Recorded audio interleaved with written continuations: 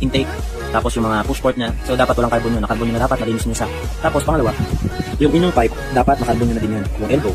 So yan, dahil iba nagtatanong paano daw palulutong yun, paano pagagandahin. Kung makikita nyo, pingkog-pingkog yung tambucho niyan. Pero malinis at malutong yung tubo niyan. So dahil malinis siya, kahit may pingkog, kahit may damage yung labas niyan, pero malinis yung loob niya. So mamaya maririnig nyo yung sound check pagka natapos na natin linisin na part na. So yun yung mga tips mga katuti, dapat hindi loss compression, na-carbon na yung mga kailangan i-carbon. Tapos dito na sa ito ay medyo nilulong. Medyo lang. Kapag parang clean siya. Yung siya nilalakot siya. Matanggal nyo lang yung mga lumigas na bagay dito sa loob ng butas na. Isa yun, dapat malinis na malinis siya. Tapos pangalawa,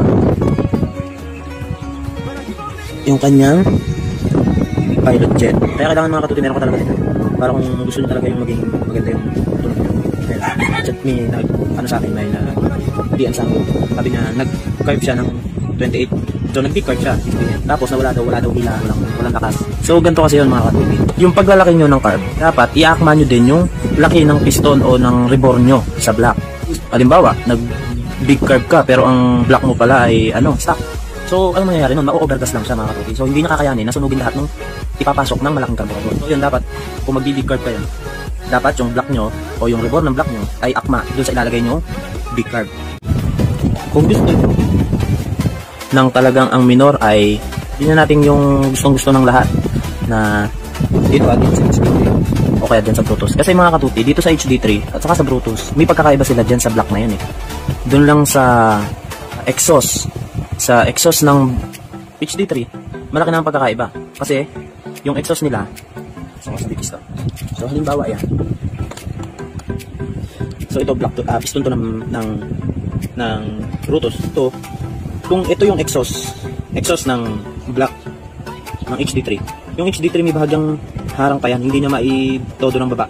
Ayun, ganyan. Yung sa Brutus kasi na isasagad ng ganyan eh. Maliit man yung exhaust niya, pero yung piston niya na isasagad niya ng sagad na sagad. Kumbaga yung opening ng exhaust niya ay open na open. So yun mga katubi, ganun yun. Kaya yung iba, nagtataka sila kasi napakaganda ng mga Brutus, kahit all stock lang siya. So doon mga katuti, doon lang sa exhaust, meron silang pagkakaiba. Meron din technique naman dito sa HD3 para magawa yun. So kaya ito ang gagawin natin. So bukin.